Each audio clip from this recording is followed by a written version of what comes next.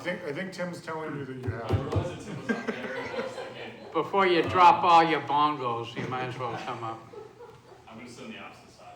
Oh, there's some tension over there in community development. Guilt by association. Yeah, exactly. Alright. There's a director showdown. How was everyone tonight? Good. Are we ready, folks? Okay, we'll start to this meeting. Good evening, everybody. We're going to start the meeting in the Committee of Infrastructure. Today's date, June 29th, 2022. And it's Wednesday. And the meeting started at 7 p.m. in the automatic chamber and via Zoom teleconference. To access Zoom, please refer to the agenda or on the city's website for the meeting link. Alderman at Large Michael B. O'Brien will be the presiding chair. Will the clerk please call the roll? Alderman Jettie. Here. Alderman Gouveia. Here. Alderman Camo is here. Alderman Dowd. Present. And Alderman O'Brien. Present. We have 5 in attendance. Thank you. Members are also in attendance. Looks like we have Alderman Sullivan is on Zoom. Tim Cummings, Director of Economic Development, and Matt Sullivan, Community Development Director. And Alderman Lopez. And Alderman Lopez, sorry, is present in the as chamber. well. Okay, thank you. At this particular time, I'll open up to for public comment. And just to catch up, we're making sure everybody that wants to get into the room can. But seeing nobody in the automatic chamber, I will now turn to Zoom.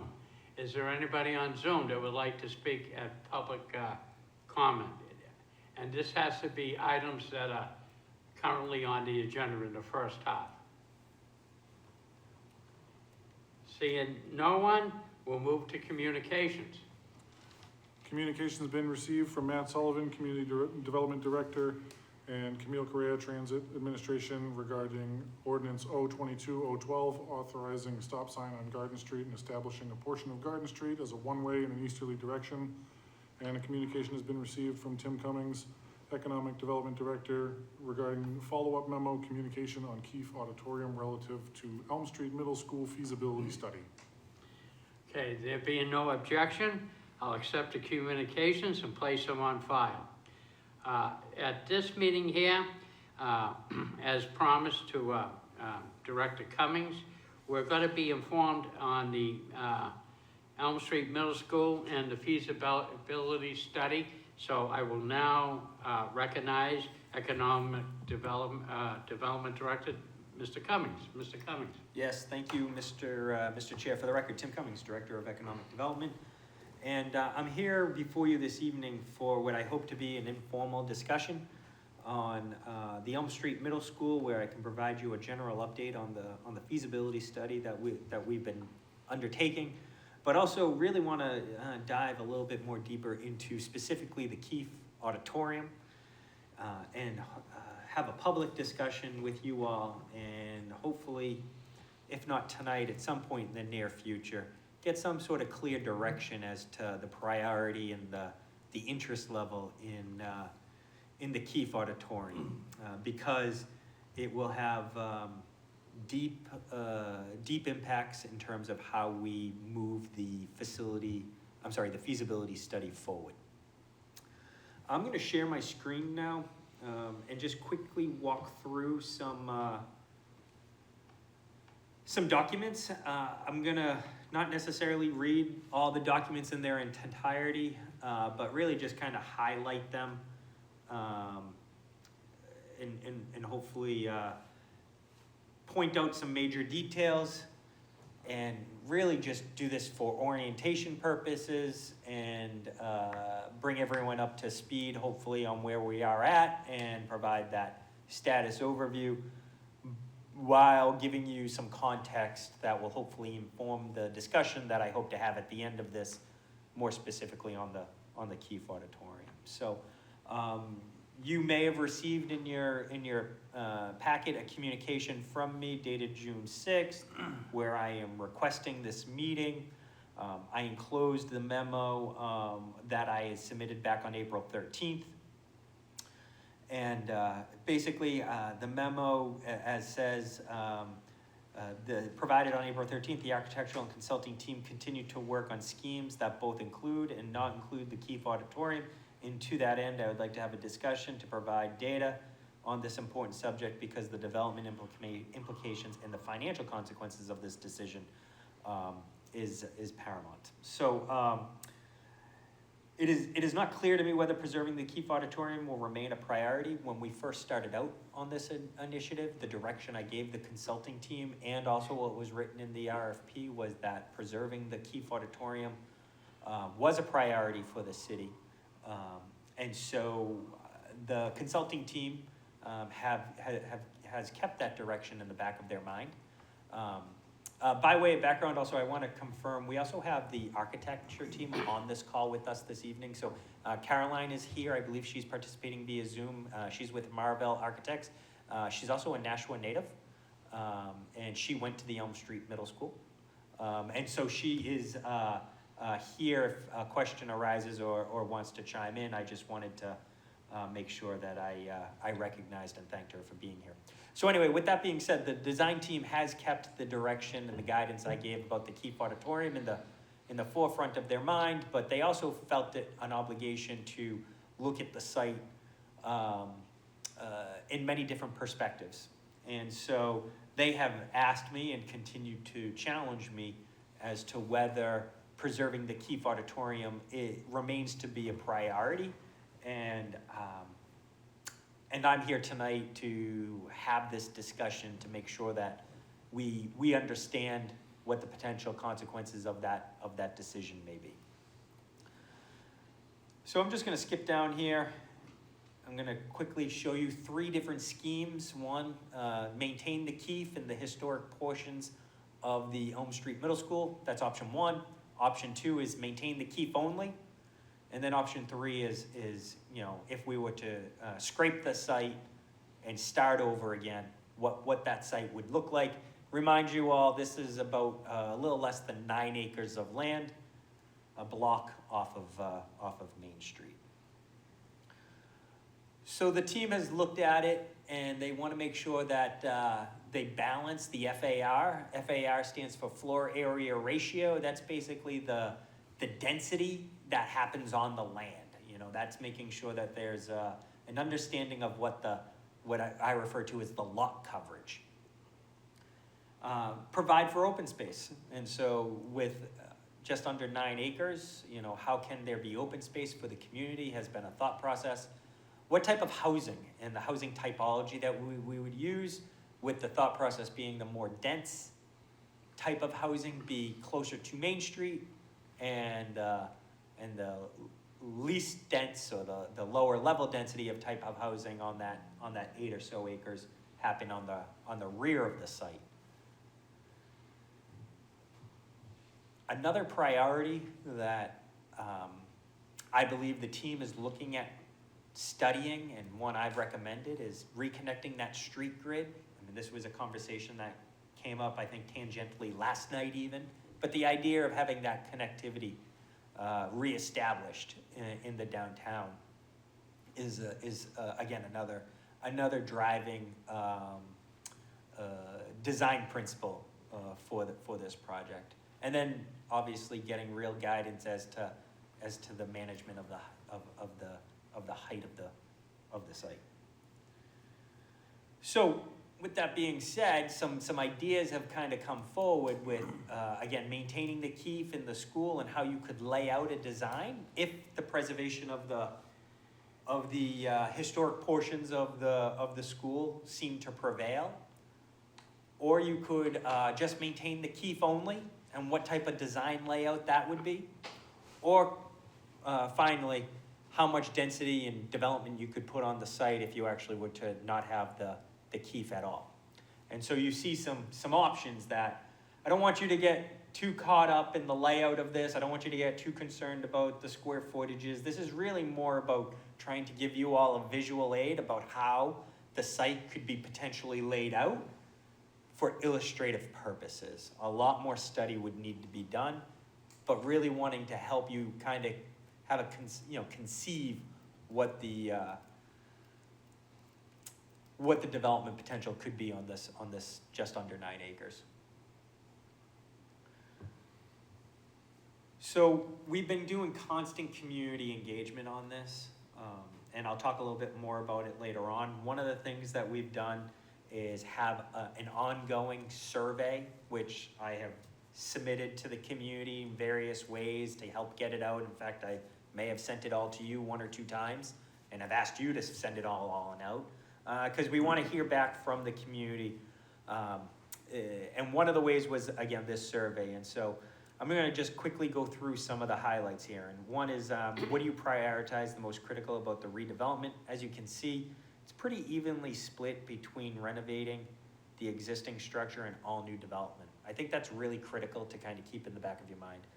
Something I'll also note is the survey participation when this was captured was around 250 responses. Obviously, when you're a community of 100,000, that's a relatively small sample. I will show you some updated data, which, you know, we doubled that number. We're still at 500 responses. But more than anything, what I want to show you is the trend.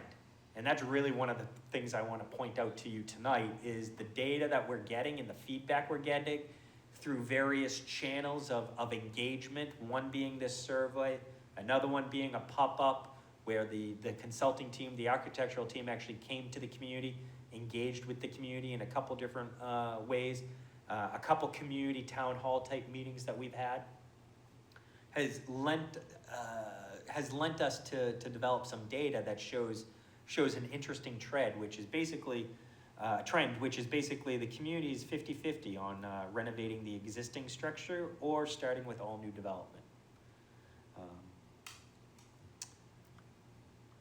So to that point, here is, I believe, the pop-up that occurred. And so a pop-up was done at 2 locations on a Saturday a couple months ago. One was at a road race at Holman Stadium, I believe, or a walk that rather.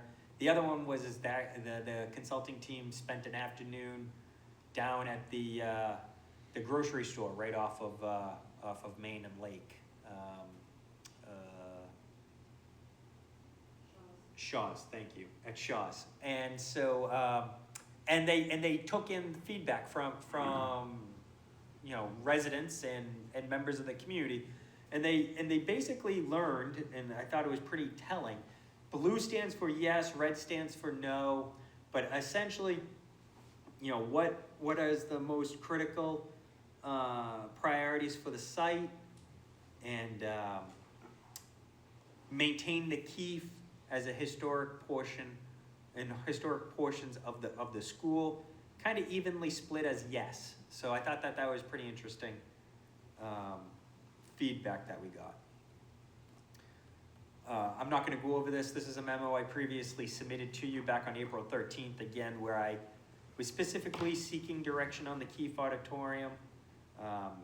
Again, because I understood the priority of this particular asset for the city. And when I submitted that memo, I submitted it with some slides that shows some context, you know, where we're trying to engage the public as to what is their priority, what it is that they would like, and, you know, 3 subtle type of driving development principles: iconic, contextual, or subtle. Excuse me, were some design adjectives used to try to tease out from various bodies that got engaged as to what it is that drove their decision making. I think that was a pretty telling feedback on that. And so one of the other existing data points, which, you know, I just went over, but when we first got it, started to trend as maximized new development potential really led the conversation. But as I noted earlier, that's kind of equaled out at this point. I'm not going to go over this slide, but basically this slide, you know, kind of captures all the various things that are important to various elements or stakeholders that have been engaged just so we could make sure that we understood the current conditions, the current existing conditions at the site. As I mentioned, one of the things we did is we had some town hall sessions. We have another one coming up on July 11th. That's gonna be another community meeting here. We're gonna encourage people to participate remotely via Zoom, but if you wanted to participate physically, it will be up again in the City Hall auditorium. We're gonna go through this type of presentation in more detail and have a dialogue for the community, and I would ask you and anyone that you engage with to please consider attending. We really want to make sure we have good attendance. So again, this is just kind of summarizing some of the community input. And one of the things that we developed with this is actually understanding the level of density that people would actually like, and what level of density that people found appropriate. One of the trends that we saw is really the level of density that seems to be, what we're hearing from the community is mid-rise development is really the highest level of density that would be recommended. So not as dense as maybe you'd find on like the School Street development that's currently going in right now. That's a pretty tall structure, but something more along the lines of what you're seeing in the bottom left-hand corner of the slide, as what's typically referred to as mid-rise type development. Again, excuse me. We talked about community programming and what it is that maybe folks would like if we were to preserve the Elm Street Middle School and use it for a community-centric type use. Nothing really rose to the top. It seems as though private residential multifamily development of some sort is really what's rising to the top, both from a market standpoint, but also from a community engagement standpoint. With that being said, though, depending on what is decided with the Keefe, maintaining the Elm Street Middle School for some sort of community center may make the most sense economically. And so there is some needs out there that, were identified, particularly, usage of the gym has been brought up from time to time, that, preserving that gym really could have a long-term benefit for the community, and it's one that you should be aware of. I have not been able to identify any type of third-party operator, so you should just be aware that if that was something that, folks chose to pursue, that may need to be taken on by the city, or we would have to seriously investigate finding a third-party nonprofit or for-profit entity to actually operate this to-be community center if that was the so desire.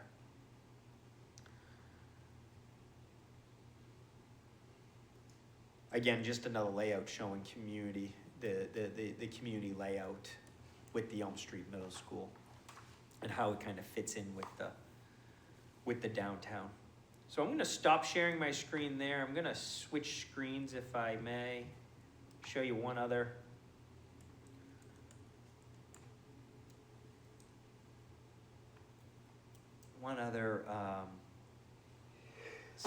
slide deck.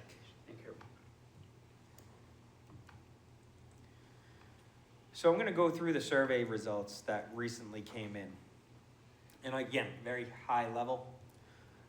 And so this is the most updated data as of today. The survey is still open. Anyone out there who is watching in Zoom land or on TV or streaming over the internet, would encourage you to go onto the city website and still participate in this survey. We have a website up on this project, and the link to the survey is still live. We believe we'll keep it alive till next Wednesday. But as you can see, we now have over 500 responses. And most people are residents of Nashua who've participated. Most people who've come to the site have come for performance, have come for the performance at the Keefe.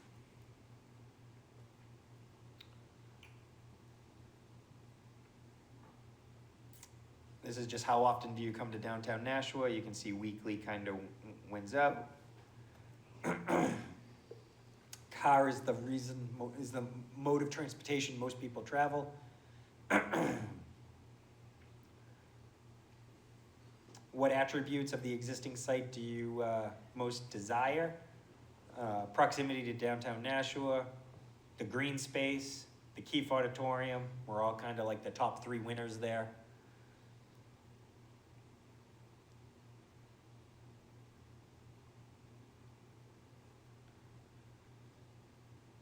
I'm gonna skip this one because I don't really have the images. Again, skip that one. What urban public realm elements should be incorporated into any redevelopment? Obviously sidewalk connectivity, street furniture, some sort of public park or public green space where the driving amenities that people thought about when it came to new development. Consider the proximity to downtown Nashua for these images. Oh, you know what, I'm gonna skip that one.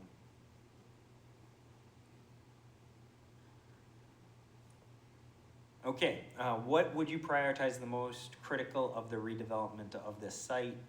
Preservation of the historic structure, renovation of the existing Keefe, or new development? And as you can see, again, about a 50-50 split about renovating of the existing structure or all new.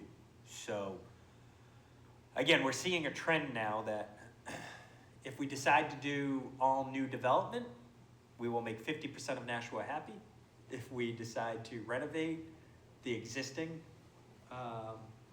Elm Street historical structure, you know, we'll make about 50% of Nashua happy. So that's a really interesting data point, and that we're seeing a trend on now that is really telling. So then here's another one. Again, about a 50-50% breakdown. Again, with just under 500 participants participating. To remain operational, the Keefe Auditorium requires taxpayer investment to modernize its obsolete infrastructure, improve its functionality, and satisfy current code requirements. If preservation of the Keefe Auditorium is established as a community priority, do you support the City of Nashua utilizing taxpayer revenue to fund its renovation and ongoing maintenance? So just by a little bit, you have it coming out as yes, but again, you have a good healthy margin of people who are unsure. And ultimately what this data is telling me is, again, the community split 50-50. If you want to preserve the Keefe, you'll make 50% of the city residents and Nashua folks happy.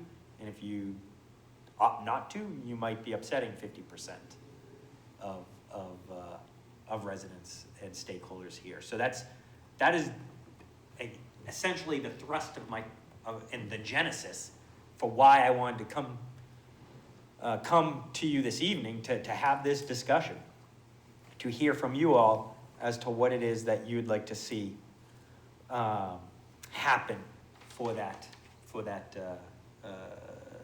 site. So I'm going to skip over the rest of these here, but you know, it's pretty interesting as to what it is. Last question here that I'll go over: what uses of the site would be most important to you? Again, you see housing comes in pretty high, but it's evenly matched with, you know, an arts and cultural type use or some sort of outdoor space or outdoor recreation. But it's pretty evenly split with some diverse uses identified, all getting some pretty good traction. Can't really develop a trend off of this one yet. So I'm going to stop sharing my screen there. I'm going to just do one last slide. I decided last minute to show you, again, more than anything, to be illustrative of what it is that could potentially happen on the site in closer detail, but by no means do I want anyone to walk away and think that we have decided upon anything. Really what I want to do is just help give you some visual aids. And that's my goal with this exercise right here, is to give you some visual context as to what it is that we're talking about for the potential future of this site. with some scenarios and schemes that have been developed. So I'm just going to share my screen here. And start with scheme 1. So scheme 1 obviously preserves the keef and preserves the historic elements of the existing Elm Street Middle School. It incorporates it with a multifamily type of use. Incorporates a parking structure in one of the sites. But it preserves the green space that's in the front of Elm Street. So it's a really interesting layout. It also creates some connectivity by putting a new street in through the middle of the site. Again, going back to some of these design principles that I talked about very early on in this conversation. Type of housing typology, street connectivity. You know, these should be driving principles when we're looking at making some decisions about the future use of this 8 to 9 acres. Another scheme right here. Now this one is a little bit a little bit different take in the fact that we have now eliminated the Elm Street Middle School in its entirety, and we have just left the Keefe Auditorium up. The Keefe would be that purple structure. And you can kind of see how the site could lay out. And again, incorporating some sort of introduction of a new street grid, introducing some housing typology, some multifamily development is what's really driving this conversation. And then finally, the last scheme here that I'll show you. As you can see, elimination of the Keefe, and you could have some green space, maybe, if you wanted on that site. Of course, you could put other new development structures on it. Or you could lay out the site with the street grid, with the housing development as being articulated here. Now, mind you, all these schemes, we have not done any type of cost analysis on the housing. We're really just looking at blocking out the space at this point in time with some sort of level of programming. Really, more than anything, to give you a visual cue as to what it could potentially look like. And that's all it really is.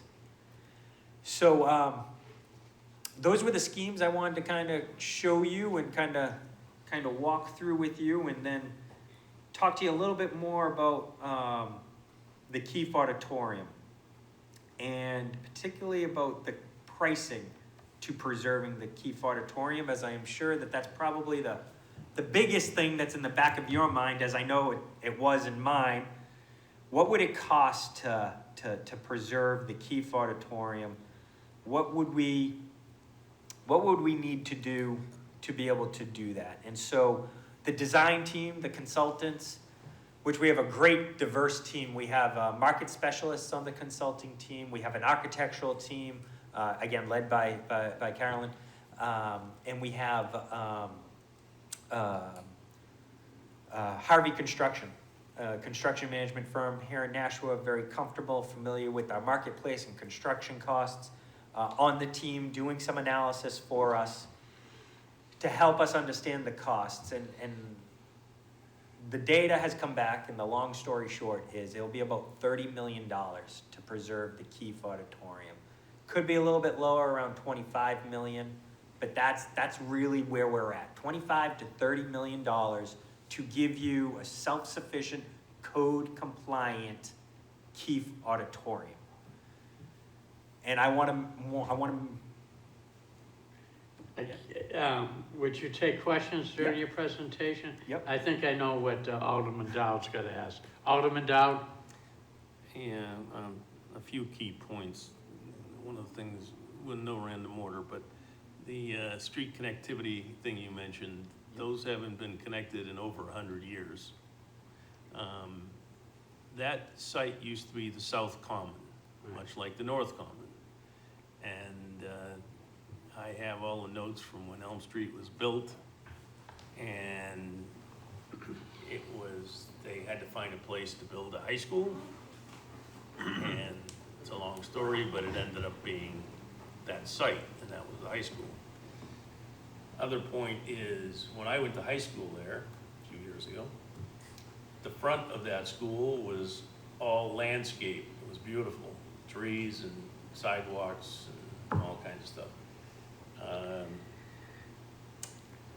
couple questions I have is, does the railroad still have a right-of-way through that corner? I'm gonna double check, but I believe the answer is yes. Yeah. Because the school department for years tried to, I think it's Portland Glass that has that one corner lot. I think whatever we do, we ought to try and square this and get that lot somehow. And I don't know whether if the railroad has a right-of-way through there, whether that's a, I know with the current, I think the new owner of the railroad right-of-ways, we might have an opportunity to get that.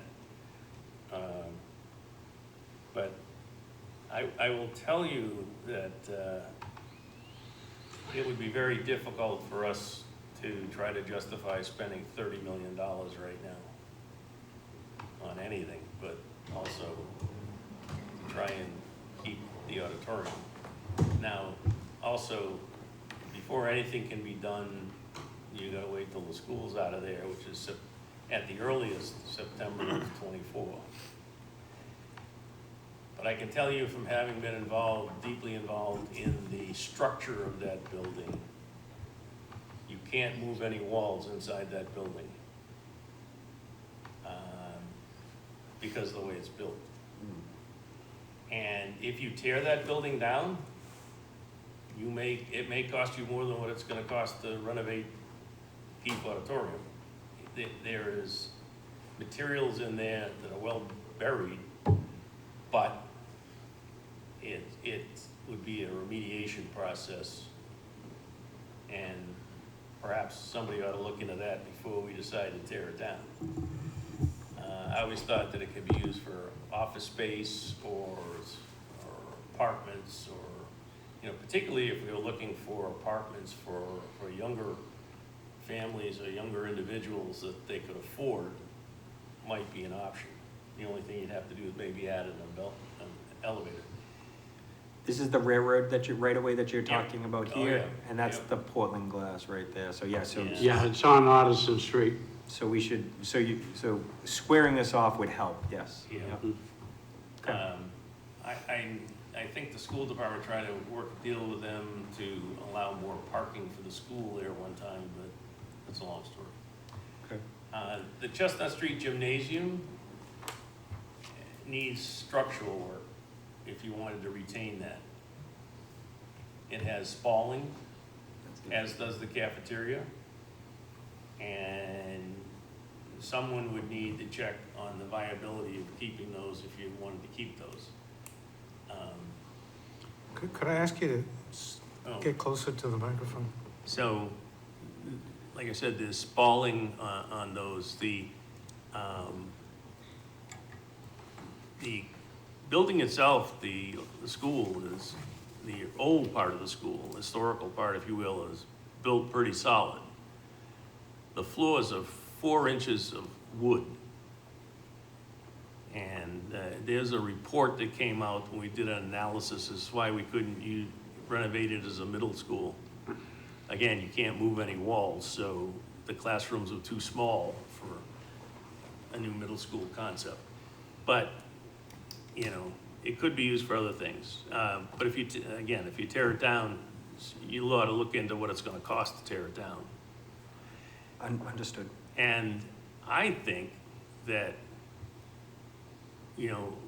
I don't think we can make the whole thing green space. I mean, from a conservation standpoint, that would be a fun thing to do, but I think we need the revenue.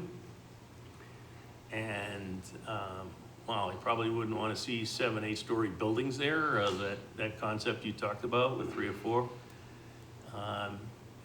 And, it would depend on what type of development you're looking at. Are you looking for, I won't say low-income housing, but for millennials or somebody trying to buy a reasonably priced condo, for instance? Possibility. But a couple things in my mind. One, I don't think we have anywhere near enough input from the city as to exactly what should be done with that spot. I think we need to really look at what's the maximum development we could get out of that spot with a combination of green space and new housing. But again, much as I like the Keefe Auditorium, $30 million right now is way beyond what we could spend. The other thing to look at is, I don't know if you asked Harvey or whoever, you could use the auditorium as is, or you could just add reasonable restrooms. I don't know what the 30 million entailed, but it sounds like it's a complete redo. But the original intent was to add a section on the Lake Street side that had a lobby and restrooms, period. And the only time you would need a new heating system, I think, is if you tore down the other part of the building, because the heating system's in the school part. So, that said, I think there's a lot to think about with this lot, and I don't think we're close to being at a final decision. Oh, I completely agree with you, Alderman Dowd. I think we are very far away from any type of a final decision. I think this is the start of a conversation and one I wanted to have. Just a couple points, if I may, Mr. Chair. Yeah, go ahead, and then I would like to speak up, I'll yield to you, go ahead. So just to clarify, the $30 million, sure, there's a give or take there, no question. But it was driven on the premise of just delivering a code-compliant, self-standing structure, no bells and whistles. So you would need, to your point, that would include a 13,000 square foot addition that is necessary to house a lobby, bathrooms, and MEP closet. Could that be tweaked? Yes. Could you bring that number down a little bit? Sure. But at the end of the day, the basic bottom line of just delivering a building that would be self-sufficient, you're in the $20 million range. That's just what folks need to understand. It's not $5 million. And I say that because going into this, that's what I naively was kind of thinking. Oh, okay. It's gonna cost a few $1 million. I think we can understand that, but that's clearly not the case. And so I just wanna make it clear as I can to folks before any decision's made. And why is it important? Because if the city wants to make the strategic decision to move away from the Keefe, it opens up this canvas a lot more. And that might change the type of development you ask for from a developer through an RFP process. And that's okay. And that's part of the reason why I want to have the conversation. Preserving the historic structure and adaptive reuse of some sort may be the most economic and efficient way to move this forward. I'm here tonight to start to tease out some direction. I'd like to hear from you as to what you like, what you don't like, what you want, what you don't want, so I can, one, inform our professional consulting team, but two, most importantly, as the Director of Economic Development, when we get to the point of actually starting to engage the private sector and I'm meeting with real estate developers, I can accurately convey the wishes that you all have. Okay, I have a couple of points. And Director Cummings, correct me if I'm wrong, but to me, whatever we decide, Director Cummings is presenting this. We're not going to make a decision this evening. He has no expectation of it. But the clock is ticking. Now, I think Alderman Dowd, you said they're going to occupy the new middle school, the Brian S. McCarthy Middle School in 2024? The plan right now is September of '24, which means the school would be vacated in the fall of 24. spring, summer of '24, if they wanted Yeah. to start fall of '24. Right. The point I want to make it to the committee, the school department will probably give up access to that building. It'll probably come back to the municipality, the city of Nashua, because in theory, right now legally, I don't think we own it.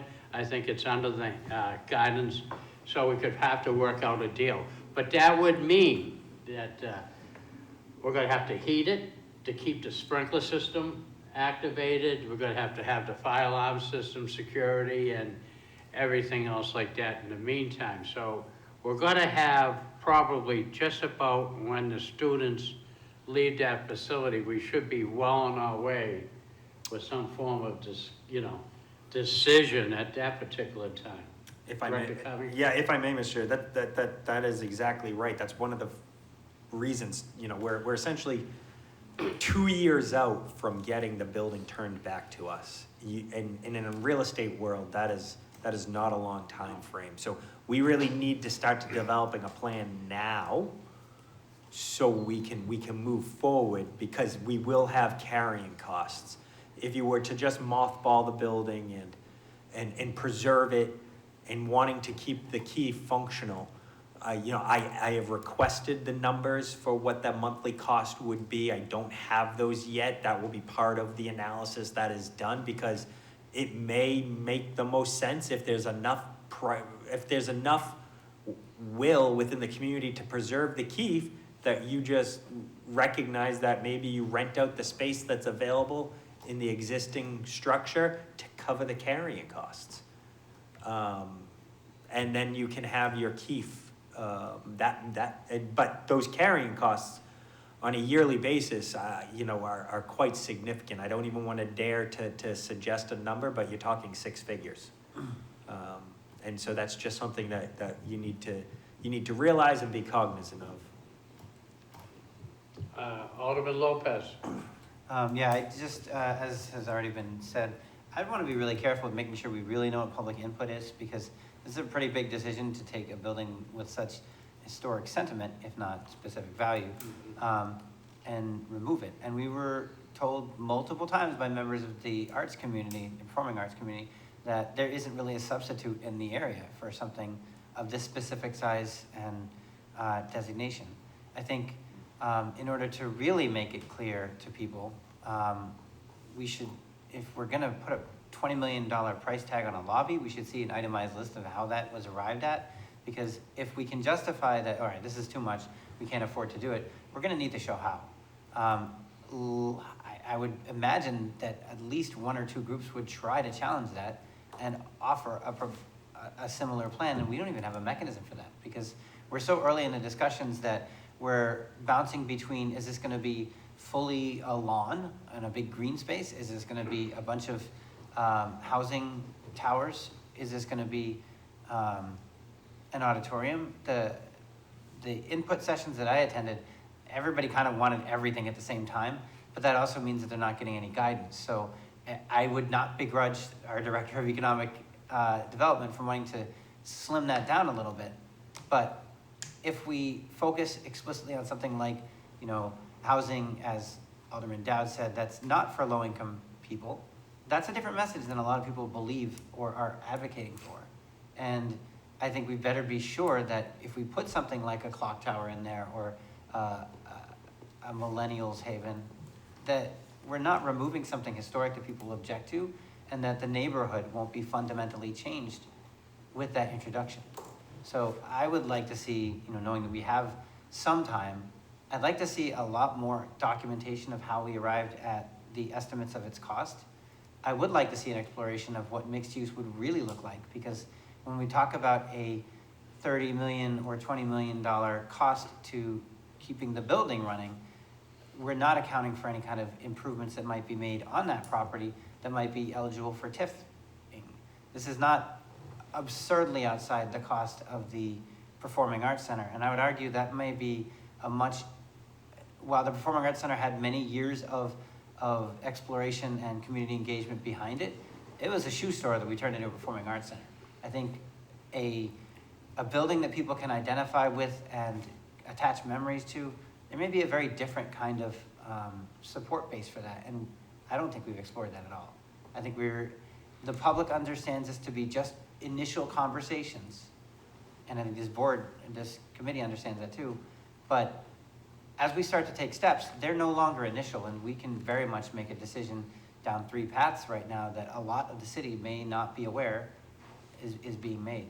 So I would like to see specific engagement of the arts community to see if there is any kind of willingness to fundraise or to organize or, to mobilize support. And I would like to see a real cost benefit analysis done where we have itemized issues, like this is how much plumbing would cost, this is how much the bathrooms will cost, this is why it will cost that much to add a lobby on. Because if you look at these things, superficially, then there's a lot of questions that are to be asked, and these are questions we're gonna need to explain to constituents. Alderman Como? Yes, thank you, Mr. Chair. I'd just like to echo a lot of what some of the previous speakers have said. I feel like, at least from what I'm hearing from my constituents, a $30 million investment for a project like this, there doesn't seem to be that much of an appetite for that from what I've heard, especially with how close in proximity this is going to be to the completion of the PAC. And I know that they serve different functions and they're not interchangeable, but it more than anything seems to me like a missed opportunity where we knew at some point we were going to get this building back and we were going to retake possession of the Keefe, and there must have been some way to accomplish the goals of the PAC and the goals of the Keefe in possibly one building at either one site or the other. And I feel like it's going to be a really hard sell to go back to the taxpayers and say, we know we just built this $25+ million building a couple of blocks to the north, and now we're going to do it again. To my colleague from Ward 4's point, if there was private investment from some of the arts community, that might be one thing, but it's going to be really hard to go back to the city and ask for another $30 million for another theater that a lot of people may not understand, why it's that much different from some of the other facilities that we have in such a short time period to the completion of the new one that we're building right now. We're asking people to tighten their belts in their home lives, and it's tough financial times for a lot of people, and I can't imagine a lot of overwhelming support for a project of this magnitude. And to Director Cummings, I wonder, in the course of surveys and things like this, and the meetings that we had upstairs in the auditorium, it's really easy with an abstract question like, do you want to save the Keefe? Like, we're going to get a lot of responses, of course we want to save the Keefe. But I wonder if you put the dollar amount on that, what that would do to some of the responses. Because it's an easy decision to make in the abstract. But then if you go back to those same respondents and say, do you want to save the Keefe if it's going to do X, Y, and Z to your tax bill? I think a lot of them might change their answer. So when we do future information gathering, it might help to have some more specifics so that people are moving away from the abstract conversation and more towards the reality of what we're going to do on the site. Alderman Jettie? Thank you, Mr. Chairman. Yeah, I was, during the Performing Arts Center debate, it was always, at least what I heard always, was that yes, the Keefe was going to be preserved. That was like a given. I remember being told specifically that the Performing Arts Center, is a completely different type of venue. It's aimed at accommodating a different type of performance. 750 seats as opposed to 1,200. A more intimate setting, and it's the private operator, is going to have acts in there every weekend, maybe more than one a week, and we, it's always been represented to the arts community, like the symphony and the actor singers, that the Keefe would continue to be there. So that's kind of how I, walked into this, that thinking. $30 million kind of, was shock and awe. I never thought that we were talking about that much money. And now I'm thinking, well, how often is the Keefe Auditorium used? I don't know how much the school uses it, but if the school's gonna move, they're not gonna be using it at all. But I'm thinking the actor singers have, is it 2 shows a year?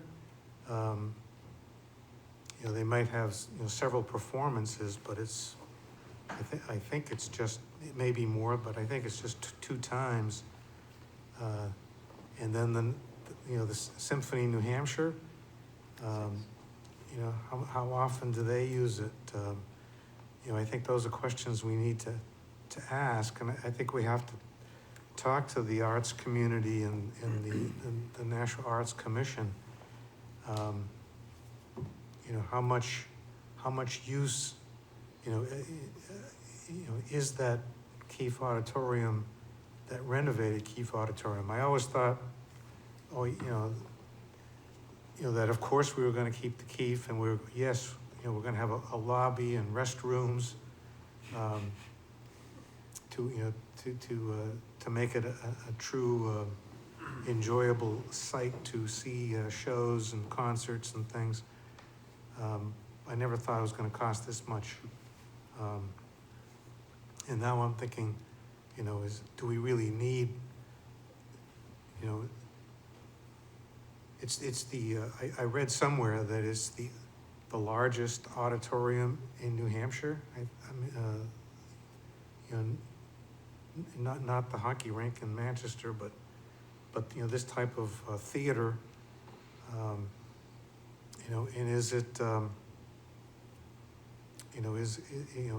is it necessary, or is there a market out there? Are there people looking for an auditorium of this size to perform in, and would they use it? Would they pay for it?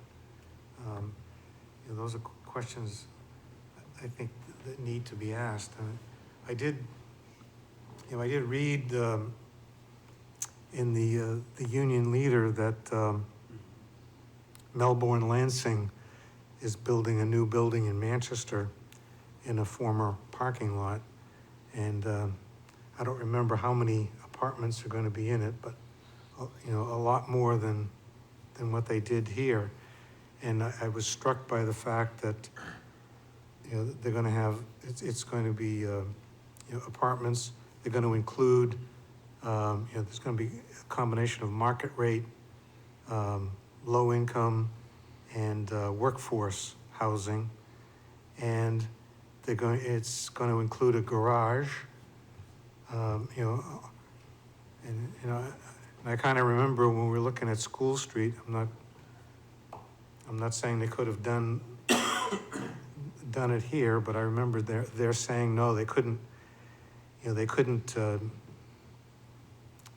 include parking, without our paying for it, and they couldn't include low income or workforce housing without our subsidizing it.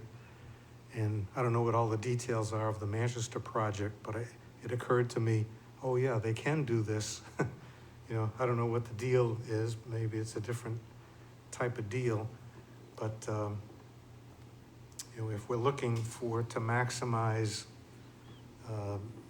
income from this property, maybe that, a Melbourne Lansing type of project would be the way to do that.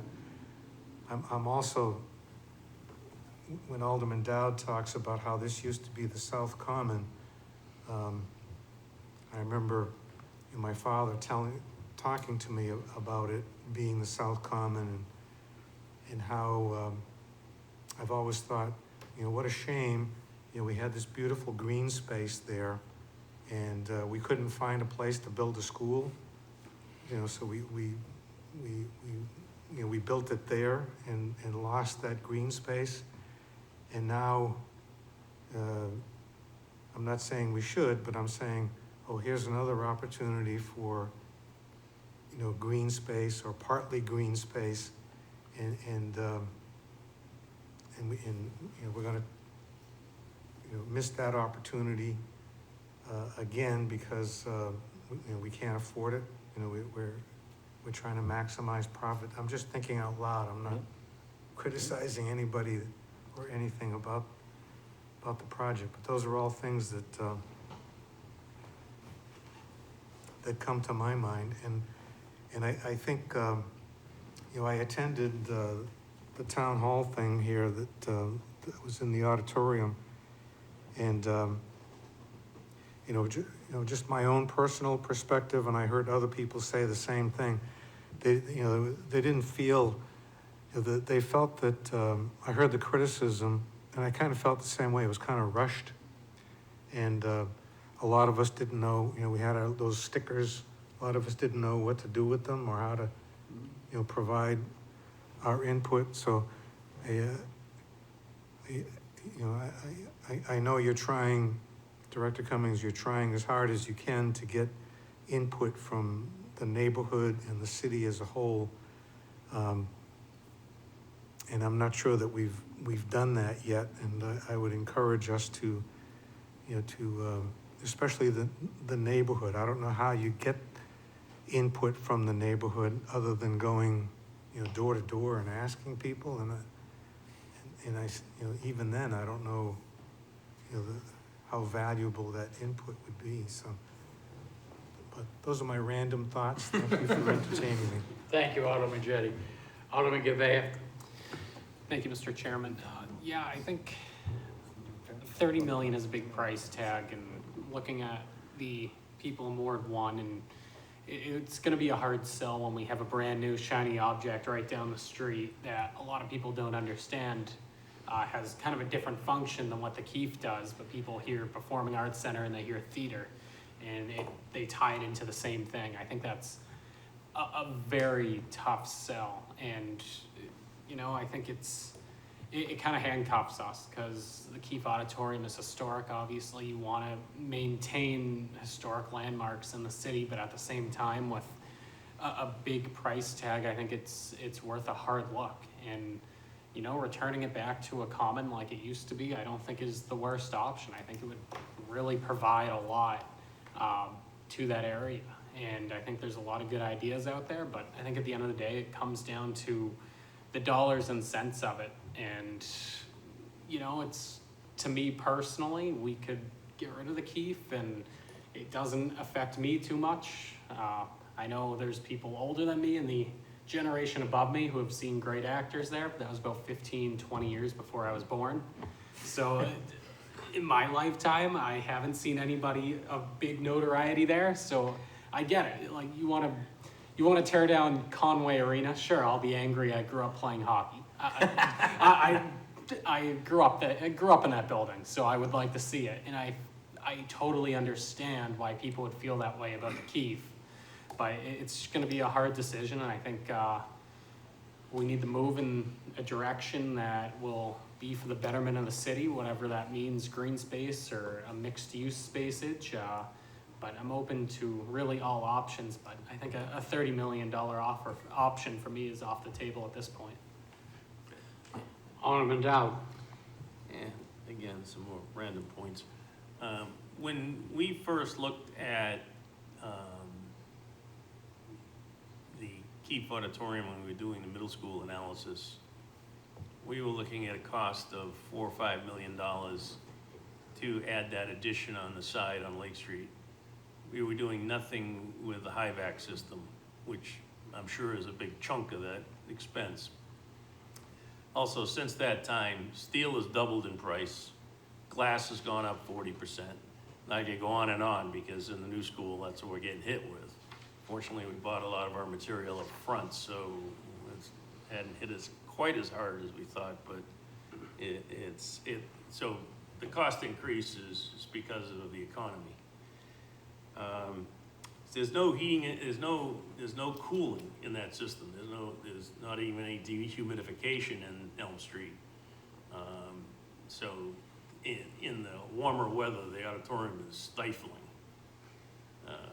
So I'm sure the high-vac system they're looking at is heating and cooling, expensive. So the other thing, by the way, while I think of it, there's a plaque for the school in the auditorium. If we do anything and we tear it down, that plaque needs to be preserved. Got my grandfather's name on it. Understood, I'll go get it. It's a big plaque too. Understood. And, so, Okay. I think that, oh, and when I first went to high school there, before they did the addition in the back, there was a lot of green space in the back. There were fields where the marching band could march, there were, all kinds of things back there in green space. It was the initial building, and everything behind it was green, where the Chestnut Street Gym is, where all of those shops were built, that was all green space. And, so, when they built the original building, they didn't destroy all the green space. And again, the front of the building was really well landscaped. All the trees and stuff that were there were all cut down over time, and the bushes and the, you know, and the flowers that just, you know. So it was a lot different when they first built the original building than it is today. All right, just 1 second, just an indulgence of the chair. And I only bring this up to facilitate. Yeah, this is a shock to everybody, but I think Director Cumming came towards us this evening with this, he needs a plan. And so we'll go around again, anybody can comment, but I think we gotta come up with a solution. After some people have spoken, I'll offer an idea and to see if the committee wants that and see what goes on from there. Because we gotta come up with something, because time is nigh. So Alderman Lopez. Yeah, and I appreciate everybody's indulgence, because I'm not a member of the infrastructure committee, but I do represent the people in that neighborhood, so whatever the committee decides, we're all gonna have to live with.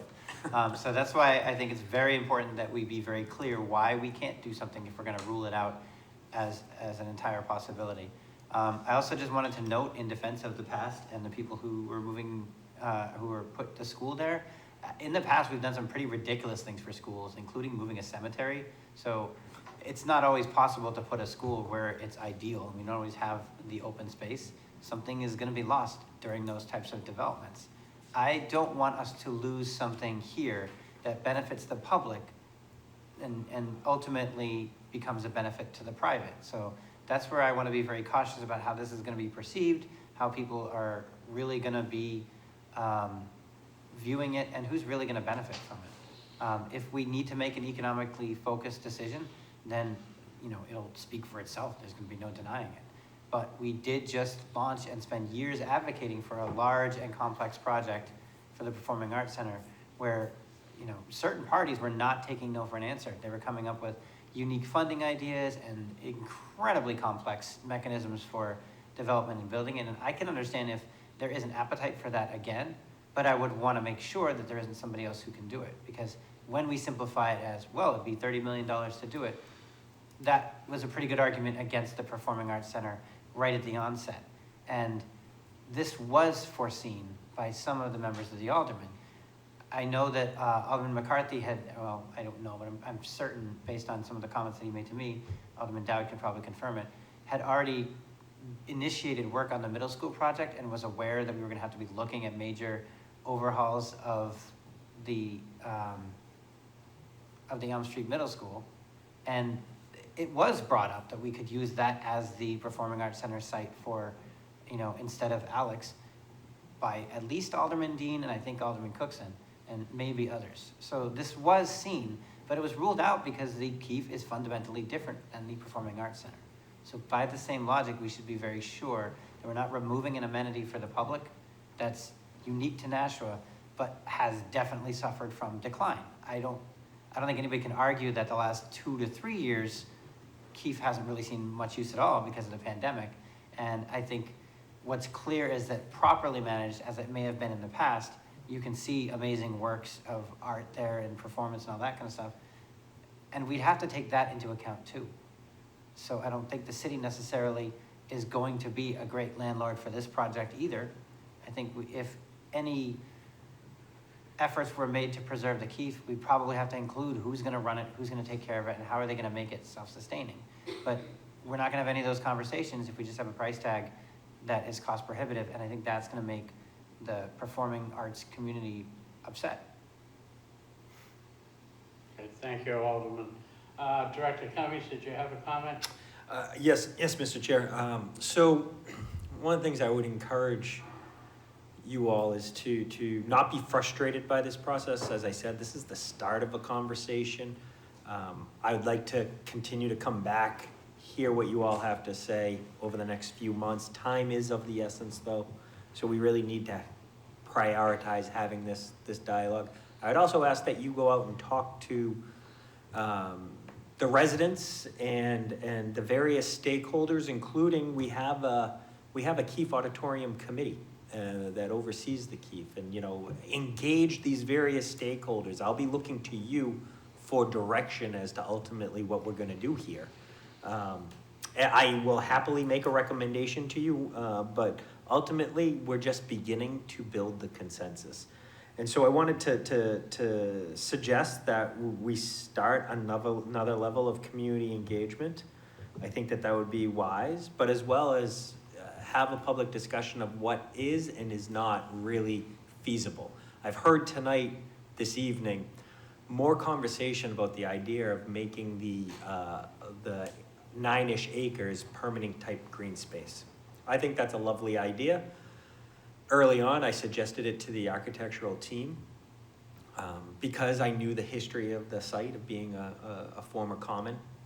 And the general public has kind of come back and said, well, no, we want development on the site. And so that's good to know, and maybe they're not thinking as strategically as you all are, but that's, again, something we need to be aware of. I've had people say to me, well, we really need the future tax revenue to pay for services, so let's not lose sight of that. And so what I'm asking you all is maybe to think about prioritizing what it is that you'd like to see at a very high level. Development, no development. Preserve what's there, don't preserve what's there. Then we can talk about the Keefe at a later date. And then we can start to really whittle down the direction that we're gonna go. Okay, Alderman Dell, thank you. I've got this. There's other things on the agenda, and like I say, we're all into a state of shock on this, and we didn't anticipate this. But the thing is, we need a plan, and what I'm gonna say is, Director Cummings, I'm very disappointed that only 500 people, basically come up.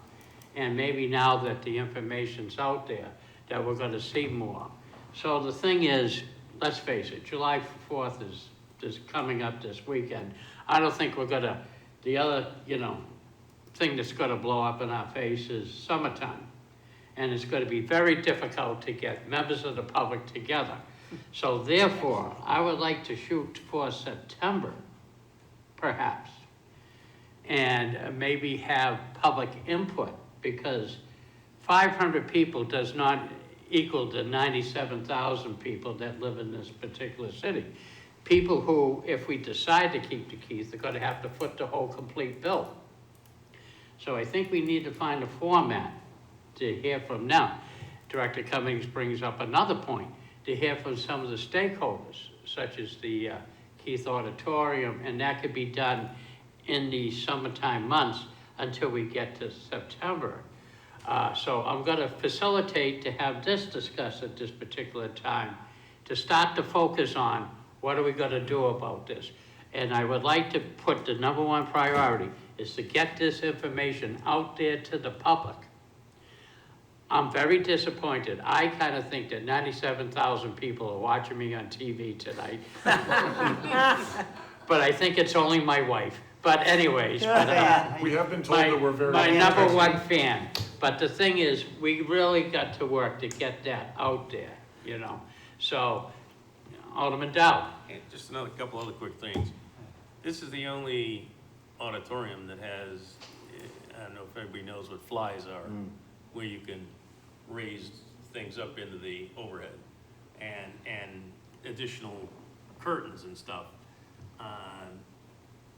If at the time, too late to do it now, but if at the time when we close, if we thought we were gonna close Keefe, we should have reoriented the Performing Arts Center, because we were going to have a full stage with things that you could could fly, and we did away with that. So now you can't use the Performing Arts Center to do what you would consider stage shows. That's right. And there's no place in this whole area where people like actor-singers can perform that kind of a performance. The junior actor-singers use Court Street, which I think we're keeping.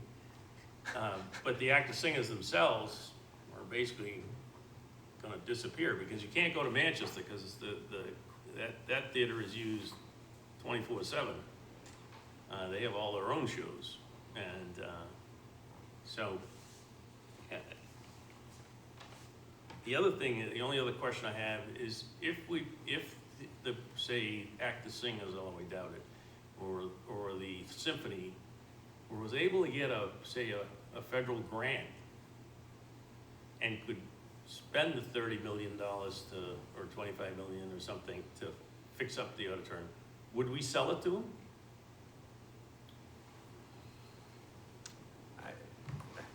And that's just a thought. Now, I'm not asking for a vote. That's a heck of a Why would we grant. not? You know, So Are you if I making may- an offer? I mean, Yeah. yeah, could you? Director Cummings, go ahead. So, kind of just playing out some of these thoughts, if I may, Mr. Yeah. Chair, and I know you have other things on the agenda, Director Sullivan, I beg for your indulgence. That's why I'm over here. You guys here He's 24/7. patiently waiting in the wings. You're here 24/7 anyway, so. That's right. So maybe if I'm hearing from you, there's an appetite for some creative type of development financing solutions, we should look at exploring them. To your point, if a federal grant could come in and pay a part of the cost, I don't think you're gonna see a 30 million or 25 million federal grant. But I guess the question I would say to you though is, if you saw a $5 million grant from the federal government, is the city of Nashua then gonna have more of an appetite to put in some sort of money? I'm not suggesting making up the difference, another, 20 million-ish, but are you gonna be willing to do something? And should I be spending my time trying to put a financing plan together that does this? That takes a lot of time, that takes a lot of effort. I work at your pleasure, so I need to kind of get that type of direction. Alderman Lopez mentioned it a little while ago, Alderman Jettie mentioned it a little while ago, public-private partnerships and maybe doing a TIF.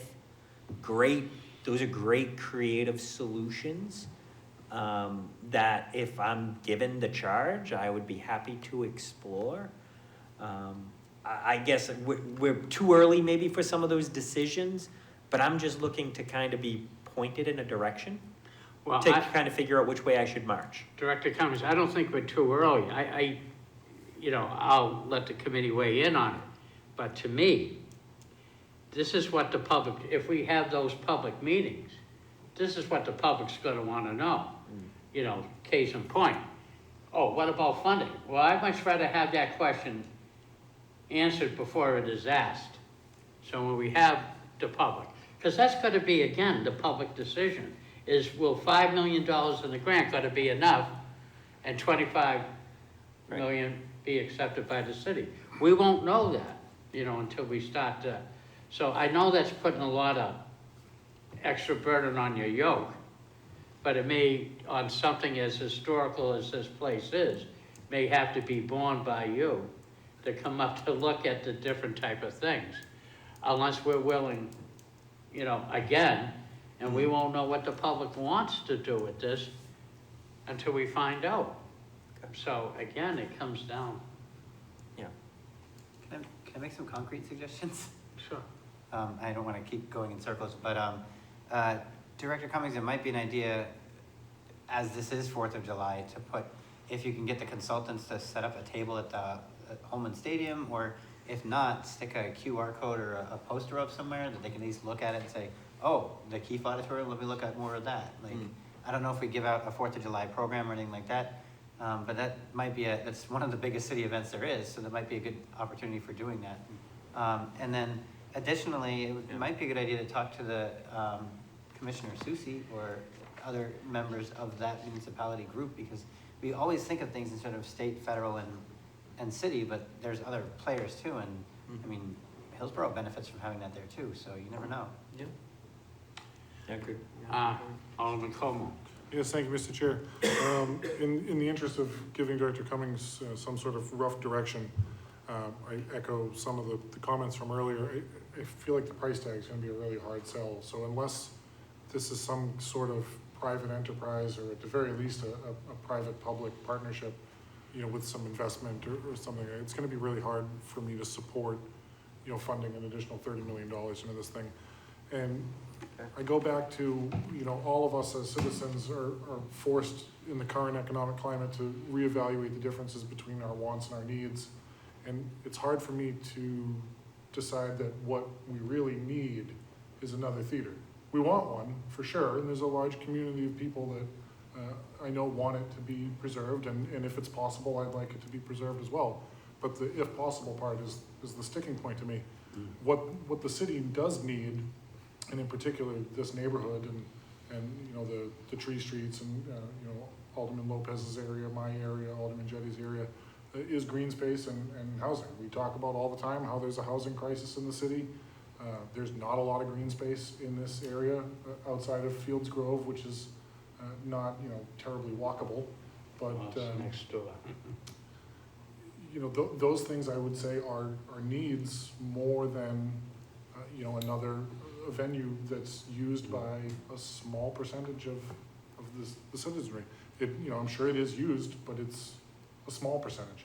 And looking at the slide you just put up there, you know, you talk about a 50-50 split, but to me, I see a 30-30-30 split on most of these slides where, you know, where it's preserve the keef or build residential.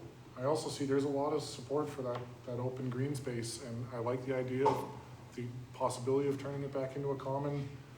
There's a lot of potential that you've shown in your presentation tonight for a lot of different things that we can do that I would say are a lot more palatable than, you know, just digging our feet in the sand and saying we've got to save the keef at all costs. If the cost makes sense, I'd love to do it, but that's going to be the big question: is if the cost makes sense. Yeah. All right, Director Cummings, what do you feel comfortable in doing? Can you tentatively look at some of the granting, what other communities got as an overview, and report back next month on what we need, you know, with better direction on what to do with that, and then we can shoot for a public input meeting, and I think you and I are gonna have this conversation offline, only because, just to, you know, entertain anybody else to let us know, but try to come up with some, you know, potential to get the public involved on really what we want to do with this, you know. If I may, Mr. Chair. Sure. I think what the consulting team and what I've been doing for the last 6 months is trying to engage the community in various different ways through the differing strategies that we know how to do it. Right. Survey, pop-ups, town halls, websites, you know, interactive type sessions where we try to tease out information. We can continue to do it. We can continue to have more dialogue. I think that is absolutely necessary. What I caution you all is we're at a point where I'm seeing the trend, and I'm seeing what is coming before us, and really it's you know, the city's split 50-50. I mean, I heard you say a third, and I get that if you want to include open space as an option, understood, though I will say the feedback we've gotten, the survey was one question, but the prevailing trend over the various strategies was do some sort of development. Don't do green space. And I was kind of shocked by that, because I actually know the ward pretty well, and I said to myself, that's an area of the city actually could use the open space. And so I thought naturally the community would actually say that. On the other side. Yeah. Well, But nonetheless, getting that level of engagement, I think, is really important. So we should continue doing it. Ultimately, though, I have a feeling you're gonna be at the same place that we are right now. Okay. And that's Wow. just what I wanna make you aware of. Mr. Director Cummings, we could come out and say it's the opinion of this committee to close, tear down Keith Street, say it tonight, and then see what comes out of the woodwork. I have a At feeling least that. it might start the topic of Aren't you a conversation firefighter? a little bit better. And you're trying to throw gas on it? I think there's a few art groups that would show up at your next meeting. Well, there you go. Their Give them Director Cummings' participation would phone be number. welcome. Yeah. You can put it up on social media. Well, what would the committee want to go to the next phase of this? If I What could, do you Mr. Chair. want? Alderman Dow? Yeah, I think, take steps to get more input. Let it, that number that was thrown out, 25, I know if you asked Harvey Construction what the costs are, very conservative number because it comes back to bite them if they go too low. Yeah. I'd like to know what that all entails. And, I'm sure a good portion of that's high-vac system and a whole bunch of other things that, we could look at. But I think you ought to get that input. I also think that you ought to, the one word that I'd like to introduce in the politics again, because it seems to have been lost and gone out of the dictionary in the state, local, and federal level, is compromise. So whatever we do should be a compromise between development and green space. I'd like to see the green space in the back or, Preserved, yeah. park benches, paths, flowers, much like we're doing around the river and this one street that we're looking at streetscaping. Let's make it attractive that people can use the green space and then see what else we can squeeze in for revenue. It's a compromise, so. Understood. Alderman Como? Yes, thank you, Mr. Chair. My suggestion would be, similarly to my colleague from Ward 2, continue to solicit input, but I would recommend, if possible, we move away from sort of the broad, high-level abstract questions. And I remember from one of the sessions I attended upstairs, even the development regarding residential, there were 8 or 9 options. Maybe we narrow that down to the 2 or 3 favorites, kind of like we treat that like that was the primary. And if we get those questions a little bit more specific, maybe some of those numbers will start to bear out more fruit as far as definitive opinion from the public. I think when you have so many options like that, it just dilutes the answers, and we're just gonna end up with 10% across the board for all of these different options. But if we could narrow that down to a couple more, not final plans, but start to eliminate some of the ones that we know there was not a whole lot of appetite for, hopefully we can start to focus some of those answers into a more definitive direction. Thank you. Anybody else? Director Cummings, do you find that a compass point that you might be able to, that satisfies you to hit?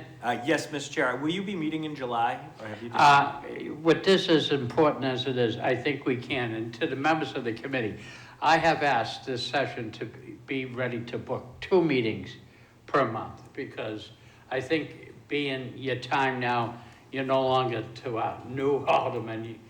We're pretty busy, I think you could tell. So I think the first one in July, July 4th, I don't think you're gonna hit that number. But I think if we could bring this up, At the end of July? yeah. That, agreeable with everybody? Okay. Could I Alderman Jettie? before we leave this, could I just, so are you having a town hall on July 11th? July 11th. Okay. And when you say there's a link on the city website, where would people find that link? Google? And what would they We put really in need a Google? website that indexes. I will try to look that up. Yeah, I'll do it While right you're now. talking. I'm pretty sure it's on the economic development webpage. So it's, I'm literally going to Google right now. Yeah, to the folks at home, we'll try to get that announced prior to the end of tonight's meeting. And to be, any So- other input? So if I may, Mr. Chair, Yes. I have it right here. So if you go to nashua.nh.gov/1501/elm-street-middle-school-study it will bring you to the webpage. Can you do that again, please? That's why I said Google. It's just a good idea to add Uh, if you- Elm Street maybe. If you go to www.nashua.gov/1501/street-middle-school-study, it will bring you to the webpage. That actually makes a lot of sense. Can I suggest that you get a shortcut? Yeah, can we get a Bitly? Can you Bitly that? Or I was gonna ask Mr. Jim to flash it right on the screen, yes, thank you. Any other comments on this? Alderman Jettie? Yeah, just a suggestion, if you want people to find this, couldn't you make it more prominent, like when people go to NashuaNH.gov, that page you get right at the beginning there, there's highlighted things. Take down the picture of the mayor and put up the study. Put up a Right. QR code and scan it. Yeah. I can put the request in. Just Okay, one thank last you. thing. I remember when we first started this 5 or 6 years ago with a new middle school project, and we had a meeting in Elm Street. It was a brand-new economic development director that was just hired, and the first thing that came out of his mouth was, I think we ought to just put this all back to green space and make the Southern Common again, and the mayor almost fired him. I did say that. I did. Oh, boy. Okay, well, if we're all set, any objections to moving on to the agenda? Okay, here we go. We got to circle around the bases. Unfinished business, There is none. new business resolutions. There are none. All right, new business ordinances.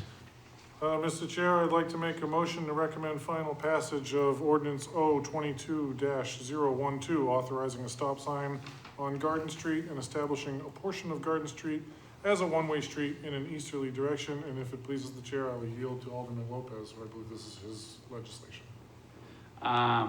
He's not a member of the committee, and traditionally,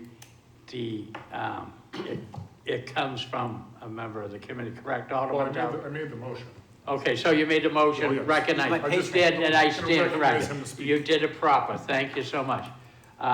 Yes, Alderman Lopez, do you want to speak to this? Yes, and the sooner you guys make a decision, the sooner I'm out of your way. So just putting that out there. But this is pretty straightforward. The transit company, National Transit, the Department of Public Works, and the Streets Department all asked me to sponsor this legislation that they created and designed based on their traffic studies in concert with all of the new construction and redevelopment of the transit center next to City Hall. Garden Street goes around the parking garage, and one of the problems is cars come out of one direction sort of in a blind way and encounter a whole bunch of giant city buses sitting there and people trying to go back and forth. So that's why they want a stop sign, and that's why they want a one-way reversal. They did include a map. I think Director Sullivan might be familiar with this project too, but essentially they just don't want the cars going in the same direction or going into collision with the city buses. Okay, thank you. Mr. Sullivan, would you like to speak? I'd be happy to, Mr. Chair. Thank you very much, and thanks to Alderman Lopez for providing an introduction. I had written out a whole statement of facts that I do not now need to read, but I appreciate that introduction. Alderman Lopez is absolutely correct. This is a joint effort between the Nashua Transit Service and the folks in community development, and also the city's engineering department, to perform a reconfiguration of the traffic flow around what's currently under construction as the Nashua Transit Center.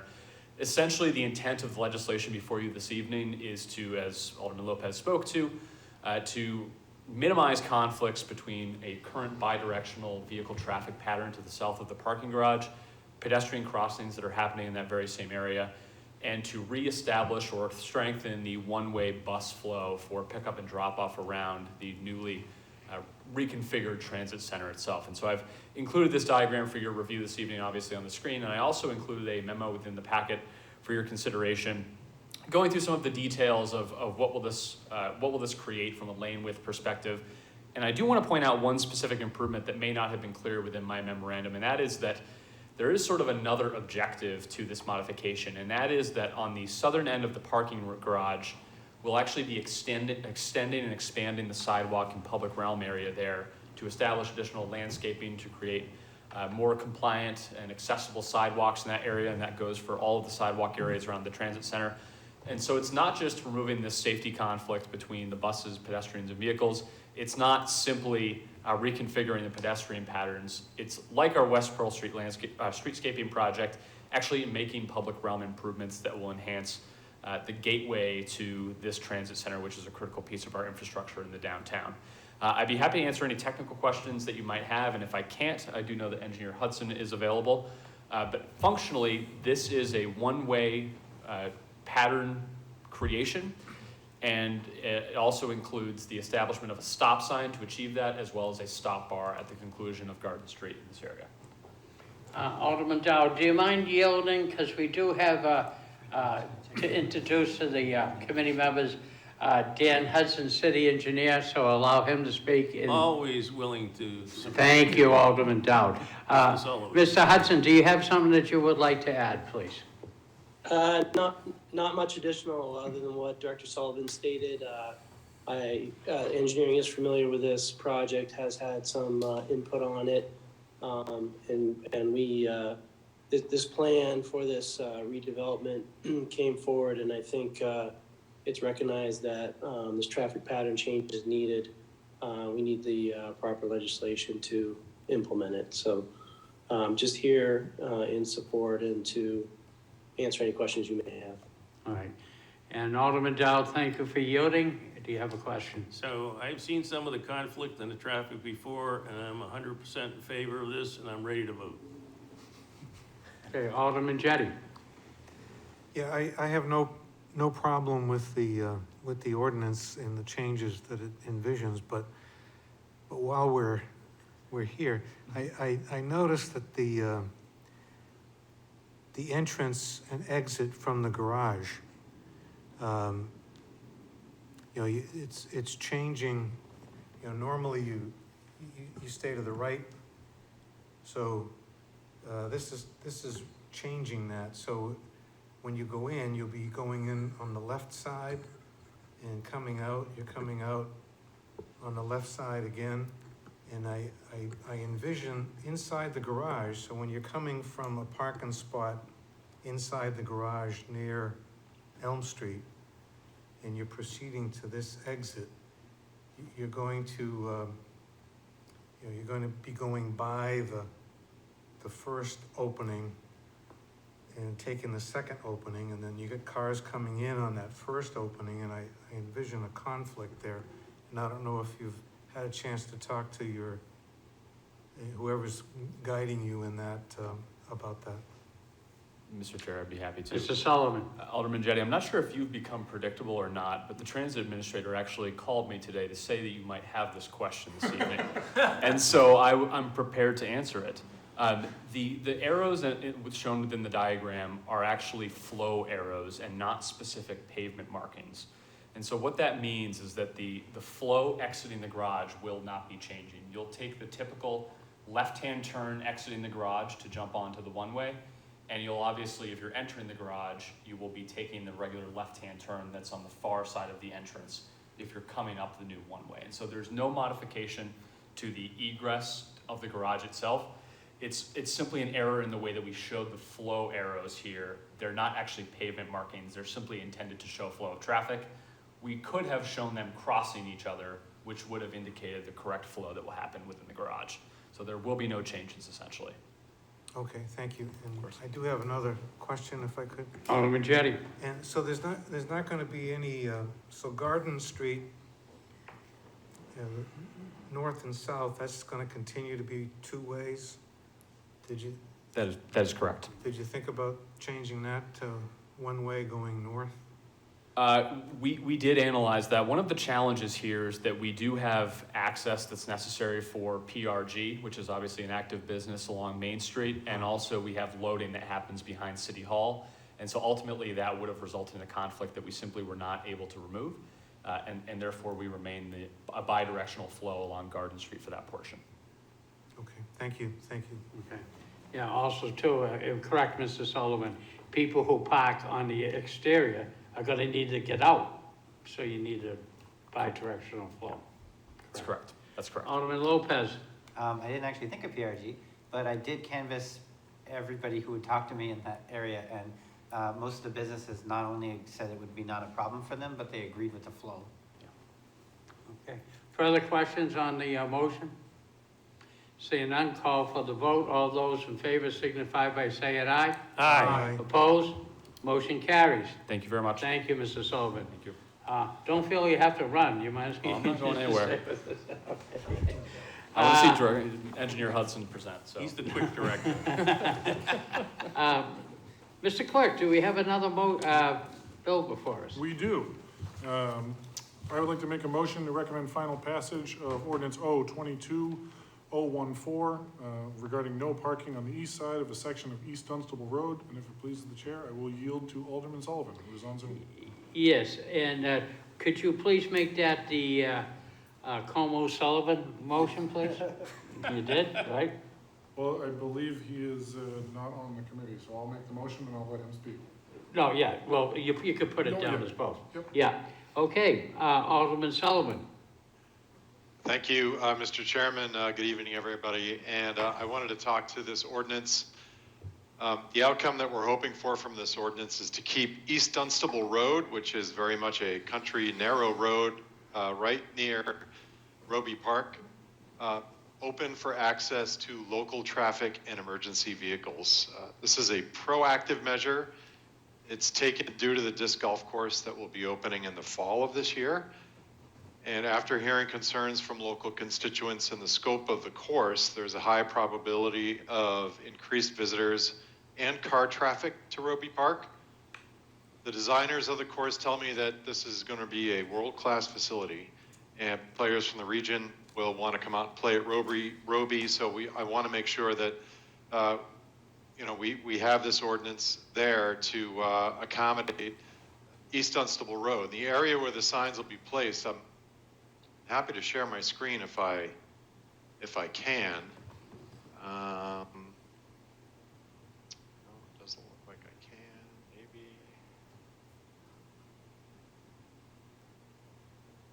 I don't know if you're seeing. We can see it.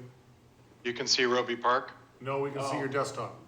Oh, all right. I'm not going to get into this right now. So if you have further questions, I can certainly bring that up. But I did sit with DPW, and we went through the parking situation at that part of Roby Park, and there are parking concerns. There's about 30 spots in the area directly across from Sky Meadow.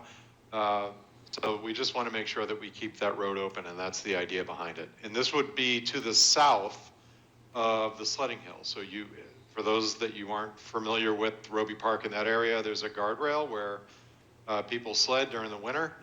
Those no parking signs will be placed to the south of that because there's a steep drop off, and we want to make sure that the parking remains concentrated up towards the parking area. So that's it. Happy to take questions if you need to. Okay, thank you, Alderman Sullivan. We also have City Engineer Dan Hudson. Do you have anything else you would like to add to Alderman Sullivan's? Alderman Sullivan covered it very well. I would just add that currently parking is already restricted on the west side through the area. And as he noted, this is restricting parking on the east side along the guardrail because in that area, there's no opportunity to pull off the road at all. So therefore, you do have constricted width, which has been a problem primarily during the sledding, nice sledding days in the winter. So that's all I would add. We have received some traffic concerns out there. So we've done some other things. We put up some curb warning signs and advisory signs and things like that to try to address some of the concerns with traffic flow through there. But this no parking, we believe will provide additional safety enhancement in the area. Okay, questions by members of the committee? Seeing none, I'll call for the vote. All those in favor signify by saying aye. Aye. Opposed? Motion carries. Tabled in committee. There is none. General discussion. Seeing none. Public comment. There's no one in the chamber. Anybody out there on Zoom that would like to comment? Seeing no one. We'll go to remarks by Alderman. Alderman Como. Yes, thank you, Mr. Chair. I'd just like to mention, I will send out to my constituents, I have a mailing list. I'm gonna send out a link to Director Cummings' survey to solicit some input regarding the Elm Street study. And my contact information's on the website. If anybody in the neighborhood has any feelings, pro, con, what they'd like to see done on the site, feel free to reach out. My phone number's on there, my email address is on there. So anyone with strong opinions, I'd love to talk to you about the project in general or with anything specific that you might have. Alderman Dowd. Yeah, Director Hudson, when you contact that constituent you and I talked to today, can you copy me on that correspondence? Yes, I will. I'm awaiting an email from him, but yes, I will. Thanks. You're welcome. And I would just like to say, folks at home, I was only kidding about tearing down Keith Auditorium. Please do not send your cards and letters. But it is something that we need to discuss, and thank you to the committee. This is historical in nature as well as the building itself and what to do. So thank you for paying attention to that. Alderman Dowd. Motion to adjourn. A motion to adjourn. All those in favor signify by saying aye. Aye. Opposed? We'll declare the meeting adjourned at 8:41. Thank you, everybody, and happy 4th.